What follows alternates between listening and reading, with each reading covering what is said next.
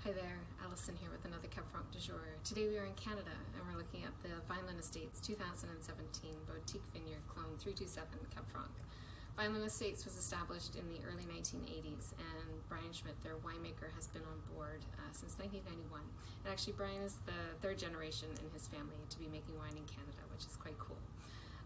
Now in terms of Cab Franc in Ontario, there is no greater champion for the grape than Brian. I listened to a great podcast recently featuring him where he talked at length about the grape's ability to excel and sort of adapt to the climate here and really perform beautifully. He truly believes that the grape has the potential to create world-class wines on Ontario soils. Today we're looking at one of Brian's clonal expressions of the grape, the Clone 327 from Bo-Teek Vineyard. Brian started making these wines in 2014 to express the difference between his Clone 327 on the Bo-Teek Vineyard and Clone 214. Now we don't often talk a lot about clones with respect to Cab Franc, but it's something I hope to explore a little bit more throughout this project. Clone 327 is from Bordeaux, and the Clone 214, which is also planted in Bo-Teek Vineyard, is from the Loire Valley. So today we're looking at the Bordeaux clone specifically. Now, the Bo-Teek Vineyard is located in the 20-mile bench Appellation, and that's on the Niagara escarpment. So we have sort of heavier clay soils with sort of a lot of limestone trickling through, and it's sort of a more moderate elevation relative to some of the vineyards that are lying a little bit closer to the lake. And this block of Clone 327 for this particular bottling was planted in 1996, and he has about 8 acres in this particular block, which is around 2.3-ish hectares. So let's give this a taste and see what we get.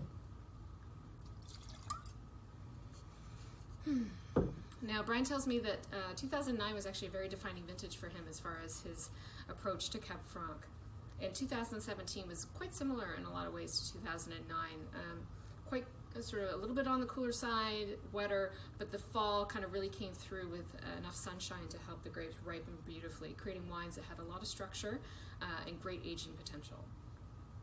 And immediately on the nose, I'm getting a lot of sort of savory red fruits, or sort of forest berry, wild berry, kind of, but on the red side of the spectrum. And the pyrazines come through with this beautiful kind of underlying cedar element, and even a little bit of tobacco in there.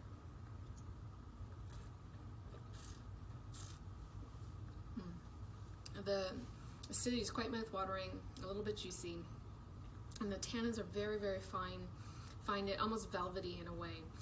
But there's some nice structure here. Brian kind of says that the grape expresses itself a little bit more in a masculine style, sort of versus feminine, in terms of the Clone 327 in Bo-Teek Vineyard, and I would tend to agree with him on that. It does have some nice sort of broad shoulders here, which I quite like. And I think that comes through with the clay. Clay tends to produce wines that have some a little bit more sort of meat to them. All in all, this is such a delicious expression of Niagara Cab Franc, and one of the reasons why I kind of began this project to begin with was because of wines like this. Have you had many wines, Cab Francs from Canada or Ontario? Let me know in the comments below. Of course, as always, you can visit my website for a full write-up on this wine, and I'll be back again soon with another wine. Cheers.